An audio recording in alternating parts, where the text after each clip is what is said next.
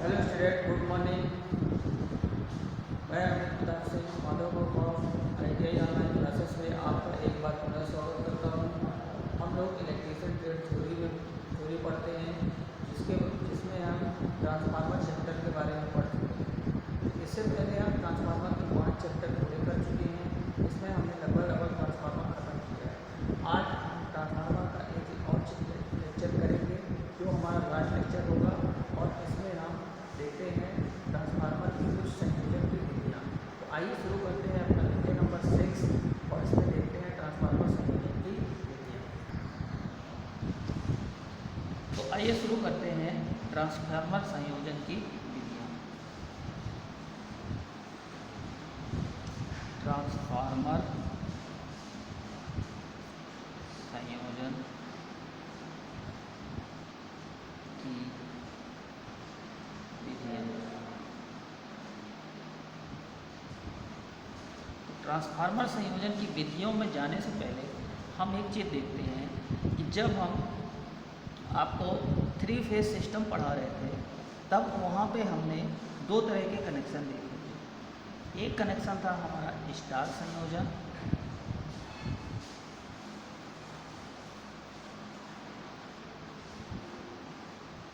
ठीक है। स्टार संयोजन में हमने क्या देखा था कि हमें एक न्यूट्रल पॉइंट मिलता था, साथ ही साथ फेस वोल्टेज और लाइन वोल्टेज देखा था। फेस वोल्टेज VP हमारे लिए क्या था, फेस वोल्टेज,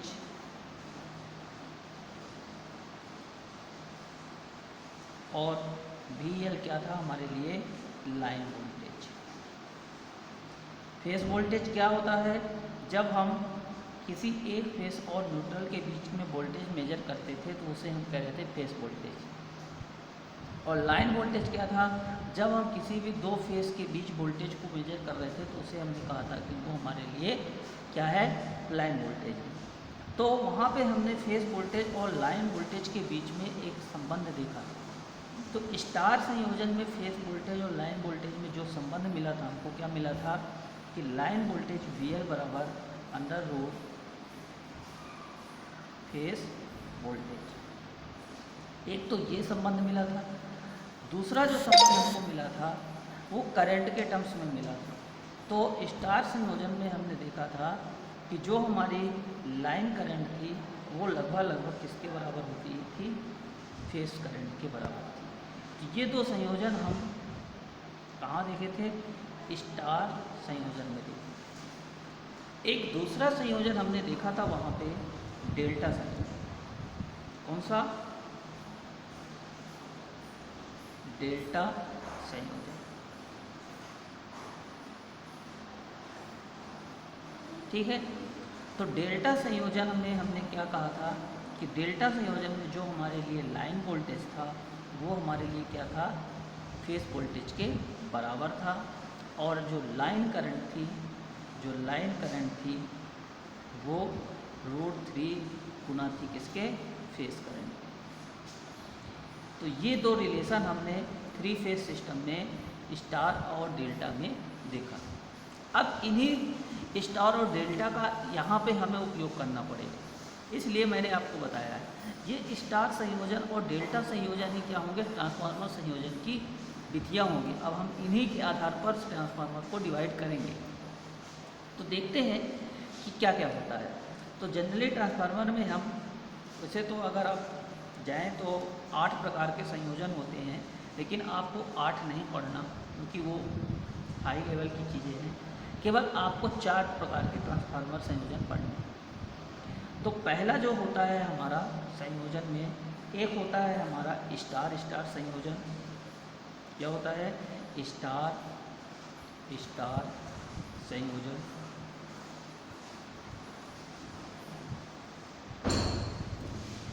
एक और दूसरा होता है हमारे पास स्टार डेल्टा संयोजन,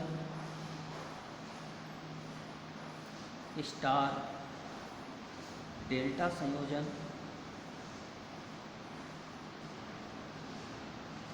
तीसरा जो कनेक्शन होता है वो होता है हमारे लिए डेल्टा स्टार संयोजन,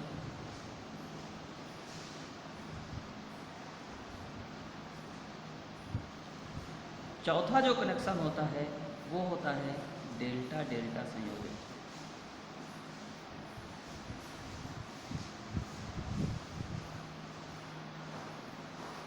तो आपके सिलेबस में ये केवल ये 4 सिलेबस होते हैं, ठीक है। बाकी 4 और होते हैं जिन्हें हम फेस एंगल के आधार पर डिवाइड करते हैं, तो वहाँ हमें नहीं जाना है, केवल हमें ये बेसिक 4 कनेक्शन पढ़ने हैं, ठीक है। तो सबसे पहले हम बात कर लेते हैं स्टार स्टार संयोजन, ठीक है। स्टार स्टार संयोजन में सबसे पहला हमारे लिए है क्या, स्टार स्टार संयोजन।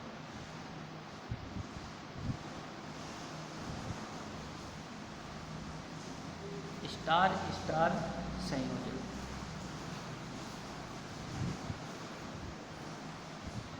स्टार स्टार संयोजन में होता क्या है, चलिए हमारे लिए क्या है, ट्रांसफार्मर है, हम पढ़ चुके हैं। ट्रांसफार्मर में एक कोर है, कोर में हम 2 बाइंडिंग कर रहे हैं, एक प्राइमरी बाइंडिंग और एक सेकेंडरी बाइंडिंग। तो स्टार स्टार कहने का मतलब ये है कि जब हमारे ट्रांसफार्मर की प्राइमरी भी स्टार में कनेक्टेड हो और सेकेंडरी भी स्टार में कनेक्टेड हो, मतलब कहने का ये है स्टार स्टार संयोजन ये होगा कि प्राथमिक और द्वितीयक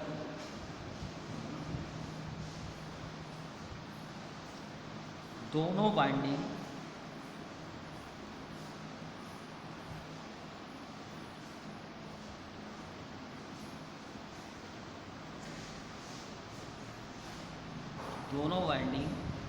स्टार में संयोजित हो।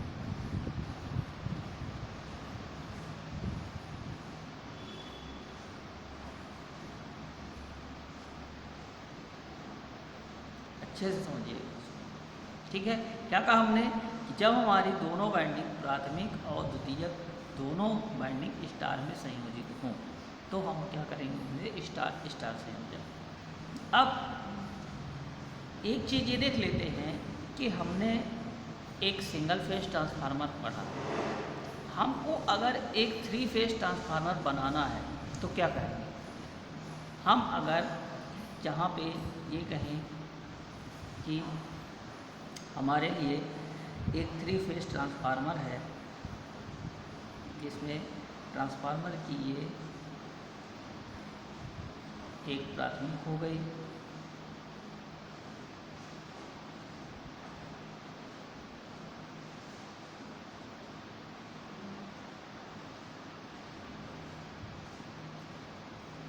ये तो ये हमारे लिए क्या है, R है, ये हमारे लिए क्या है, Y है, और ये क्या है हमारे लिए D है, ठीक है। ये पर R बाइंडिंग, ये Y बाइंडिंग और ये B बाइंडिंग, ठीक। इसके लिए ये हमारा सिरा 1 1 डैश, ये 2 2 डैश और ये 3 3 डैश। ये हो गई हमारी क्या, प्राथमिक बाइंडिंग। क्या हुई ये, प्राथमिक बाइंडिंग। अब बीच में कोर आएगा। इसके बाद इसी तरह से हमने इधर 3 बाइंडिंग बनाई अपनी, एक बाइंडिंग ये हुई, दूसरी बाइंडिंग ये हुई और तीसरी बाइंडिंग ये हुई। इसे हमने कहा कि ये इनको अगर हमने आर वाई कहा है, इसको कह देते हैं आर डैश, इसको कह देते हैं वाई डैश और इसको कह देते हैं डी डैश। ये सिरे हैं ये, ठीक। तो इसको कहा हमने 1 1 1 1 1 डैश, 2 1 डैश,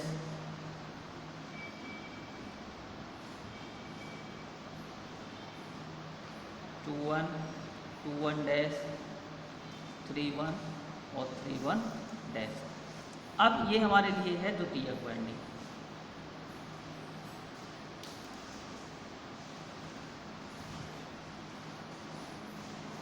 अब इसको क्या करना है, हमें स्टार में प्राइमरी को भी स्टार में जोड़ना है और द्वितीयक को भी स्टार में जोड़ना है। तो जब आपको स्टार डेल्टा पढ़ाया गया था तो वहाँ पे आपको बताया गया था कि ये आपके लिए एक बाइंडिंग हो गई, ये दूसरी बाइंडिंग हो गई और ये तीसरी बाइंडिंग हो गई। तो यहाँ पे देखिए कि ये अगर हम इसमें देखें तो 1 1 डैश, ये 1 1 डैश, ये हमारे लिए 2 2 डैश और 3 3 डैश। तो यहाँ पे हम देख रहे हैं कि एक तरफ के सिरे आपस में जाके एक जगह जुड़ गए। तो इस तरह का जो संयोजन बना था उसे हमने क्या कहा था, स्टार संयोजन। ठीक है, अब जब ये स्टार संयोजन है तो यहाँ पे हम 1 डैश 2 डैश 3 डैश इन तीनों को आपस में क्या किए, मिला देते हैं। इन तीनों को आपस में क्या करते हैं, मिला देते हैं। ठीक है, इसी तरह से हम क्या करेंगे कि इधर वाले सिरों को आपस में मिला देंगे। ये तो यहाँ से हमको मिला, ये हमारा प्राइमरी तरफ था, ये हमारा सेकेंडरी तरफ था। तो यहाँ जो धारा बहेगी वो होगी हमारा फेज धारा, वो हमारी क्या होगी, फेज धारा। और यहाँ पे जो वोल्टेज होगा वो हमारा क्या होगा, एक लाइन वोल्टेज भी है। ठीक है, इस फेज धारा के सापेक्ष जो वोल्टेज होगा उसको हम कहेंगे फेज वोल्टेज। ठीक, और अब क्या करना है कि ये हमारा स्टार संयोजन था। ठीक है, ये हमारा क्या है, स्टार संयोजन है। अब इस स्टार संयोजन में जो वोल्टेज और करंट होगी उसको इधर शिफ्ट करेंगे, उसको इधर शिफ्ट करेंगे। तो जब हम इस वोल्टेज को यहाँ ले जाएंगे तो ये वोल्टेज हमारे लिए बन जाएगा क्या, VP डैश, मतलब सेकेंडरी का फेज वोल्टेज। और यहाँ पे जो वोल्टेज आएगा वो बन जाएगा VL डैश। ठीक है, अब देखते हैं इनकी वैल्यू क्या हो। ठीक है, तो हम इसका कनेक्शन कर क्यों रहे हैं, सबसे बड़ा सवाल ये उठता है कि इसका कनेक्शन कर क्यों रहे हैं।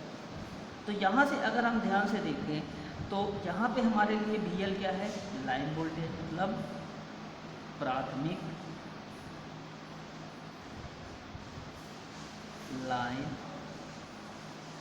वोल्टेज।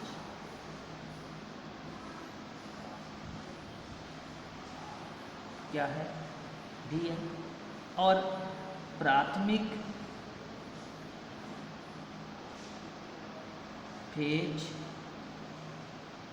वोल्टेज, तो प्राथमिक फेज वोल्टेज क्या होगा हमारे लिए। अब देखिए यहाँ पे VL बराबर √3/VP स्टार में।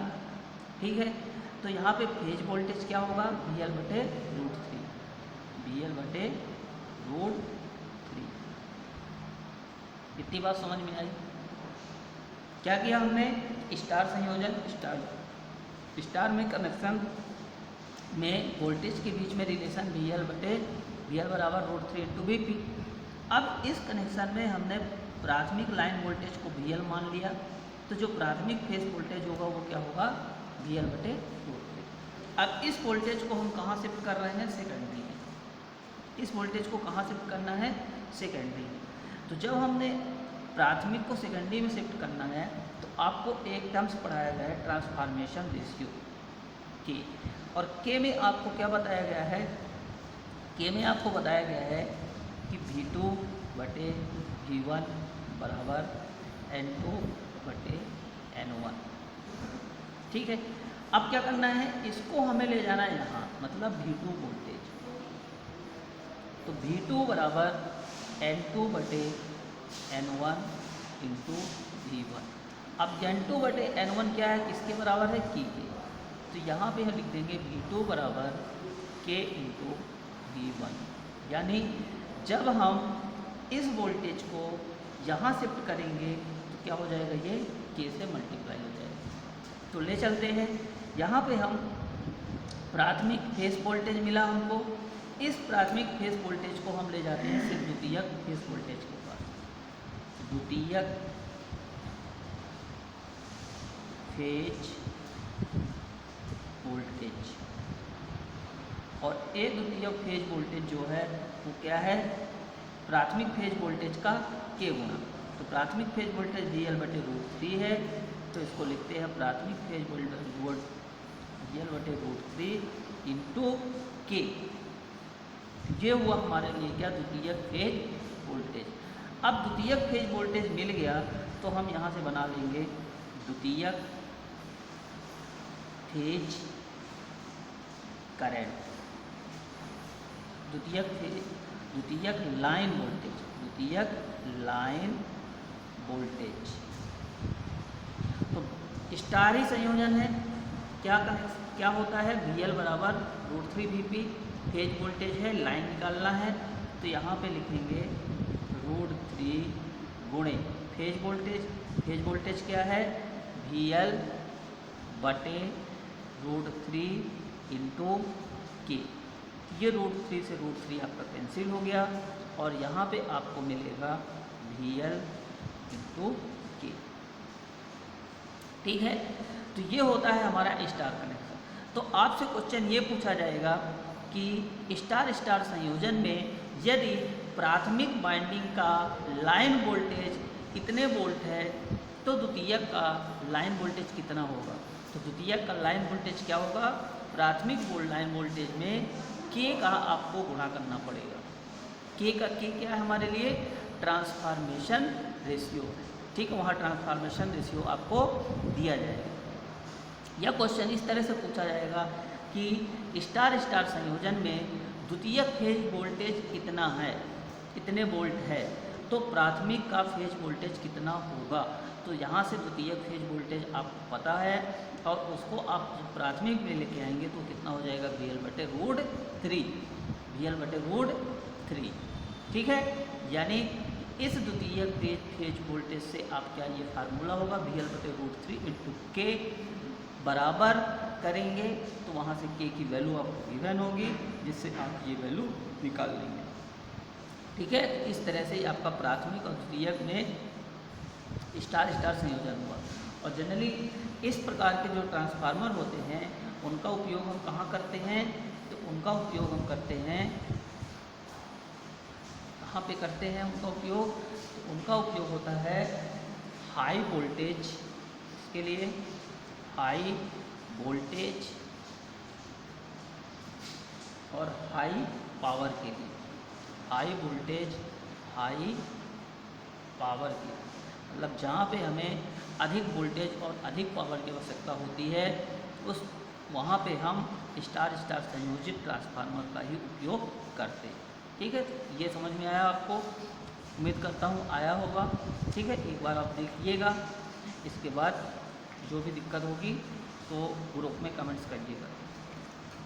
इसके बाद दूसरे कनेक्शन पे चलते हैं, स्टार डेल्टा कनेक्शन। दूसरा जो कनेक्शन होता है हमारा स्टार डेल्टा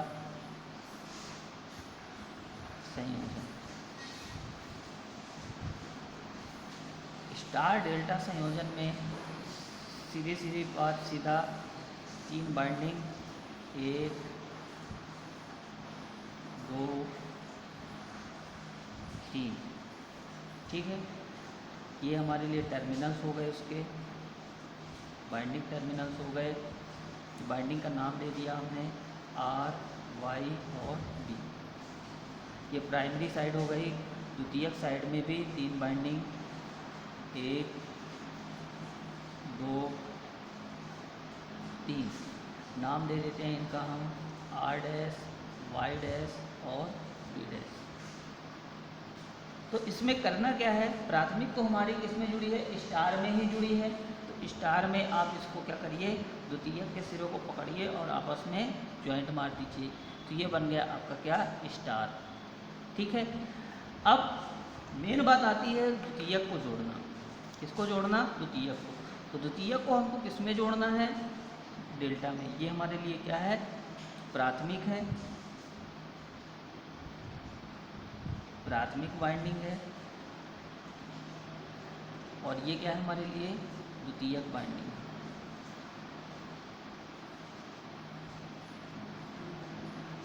ठीक है, तो ये मेन है, ये हमारे लिए डेल्टा में जोड़ना।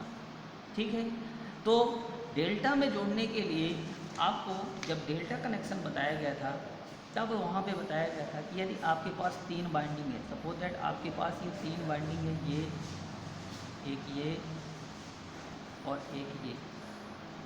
ठीक है, इनको हमने डेल्टा में जोड़ने के लिए क्या कहा था, यदि हम 1 डैश 2 डैश और 3 डैश, तो क्या कहा था हमने कि हम सबसे पहले ले लेते हैं यहाँ पे ये 1 डैश, फिर यहाँ से हम क्या करते हैं, ये हमारे लिए हो जाती है 2 डैश, और ये हमारे लिए हो जाती है 3 डैश। यानी 1 डैश, फिर 1 डैश से क्या जुड़ेगा आपका 2 डैश जुड़ेगा, फिर 2 डैश से क्या जुड़ेगा 3 डैश जुड़ेगा। ठीक, और फिर 3 डैश से क्या जुड़ेगा 1 डैश। ये तो इस तरह का जो कनेक्शन होता है ये हमारा क्या कहलाता है, डेल्टा कनेक्शन। तो कुछ इसी वे में हम क्या करेंगे, यहाँ पे कनेक्शन करेंगे। तो जब करना है तो ये क्या करें, ये हुआ हमारे लिए, इसको हमने दे दिया नाम 1 डैश, 2 डैश, 3 डैश। अब क्या करना है, इसको हमें जोड़ना है। तो क्या कहा हमने कि 1 डैश को जोड़ दें 2 डैश से, और 2 डैश को जोड़ दें 3 डैश से, और 3 डैश को जोड़ दें से 1 से।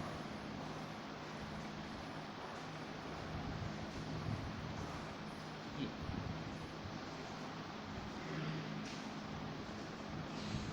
और यहाँ से हम ले लें सप्लाई, यहाँ से ले लें हम क्या, आउटपुट ले लें। तो इस तरह से ये जो कनेक्शन बनता है ये होता है हमारा क्या, डेल्टा संयोजन।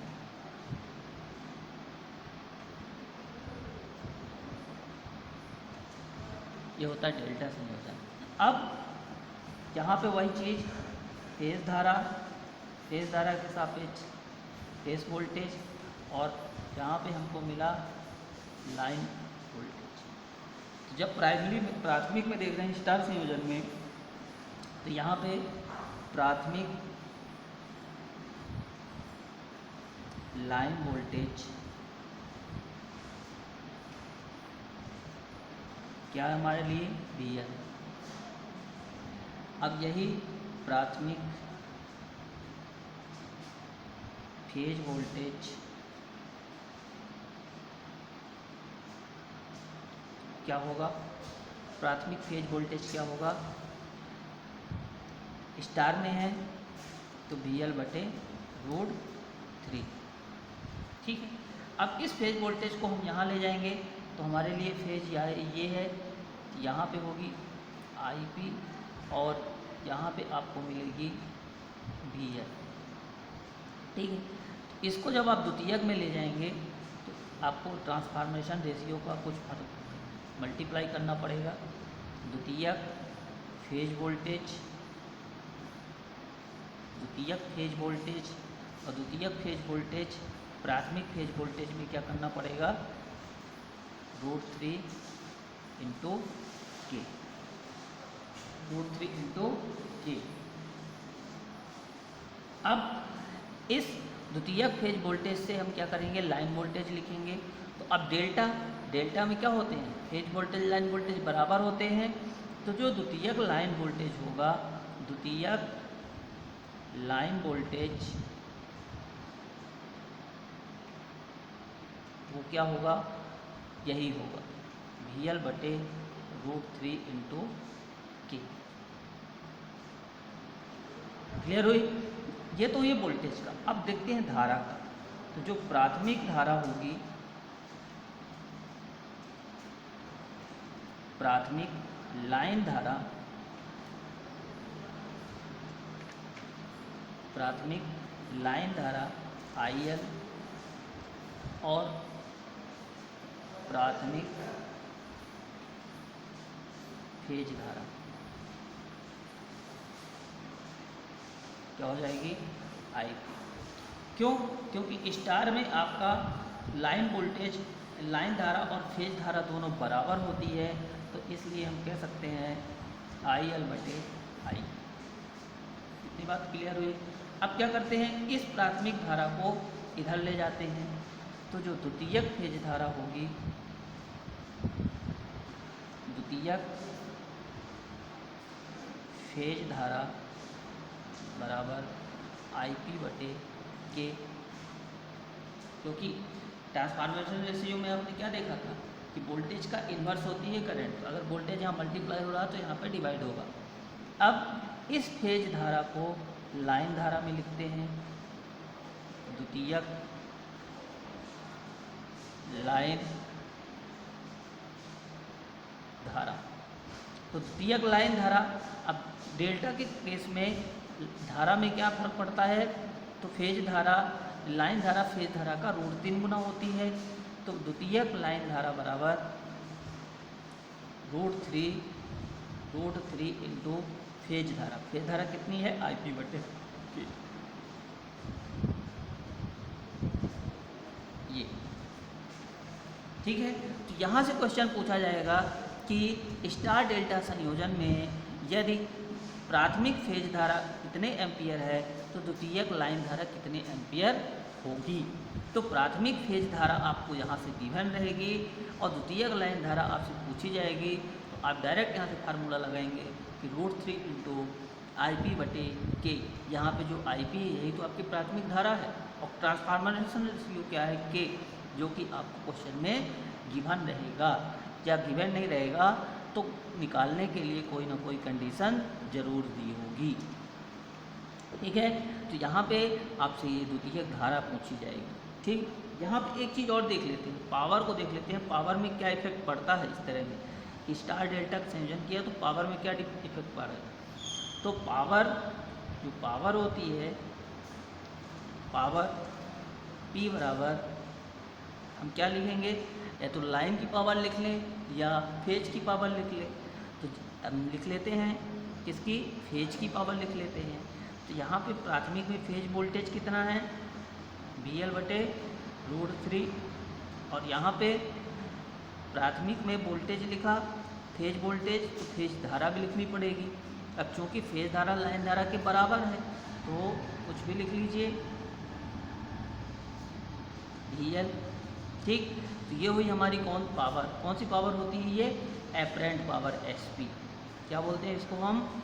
Apparent power. फिर इधर देखते हैं कि इधर की पावर क्या होगी, इधर पावर क्या पड़ेगी। तो हमने किस में देखा है? फेज में देखा। किस में देखा है? फेज में देखा। तो जब फेज में देख रहे हैं तो S apparent power of secondary.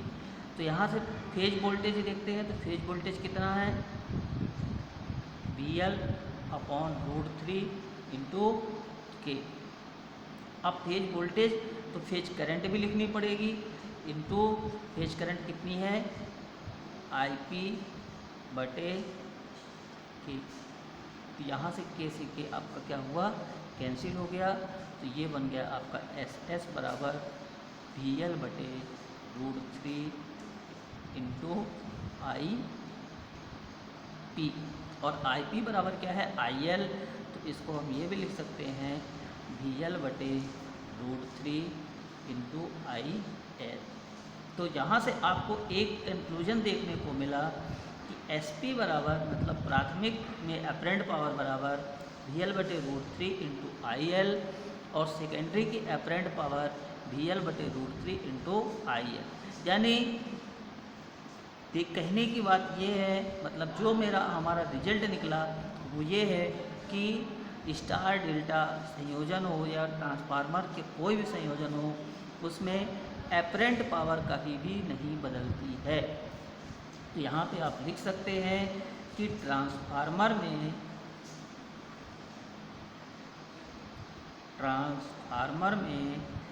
Apparent power कभी भी नहीं बदलती है, अर्थात समान रहती है। तो ट्रांसफार्मर में आपको दो चीज़ होता है जो हमेशा समान रहता है, एक तो एपरेंट पावर और दूसरी आवृत्ति। तो ये था हमारा डेल्टा स्टार डेल्टा संयोजन। इसके हम उपयोग देख लेते हैं कि उपयोग इसका कहाँ होता है। तो इसका उपयोग जो होता है ज़्यादातर हम कहाँ करते हैं, इस तरह के संयोजन का उपयोग हम करते हैं स्टेप अप ट्रांसफार्मर में। स्टेप अप ट्रांसफार्मर कहने का मतलब होता है कि जहाँ पे हमें वोल्टेज कम वोल्टेज से हाई वोल्टेज प्राप्त करना होता है उसे हम बोलते हैं स्टेप अप ट्रांसफार्मर।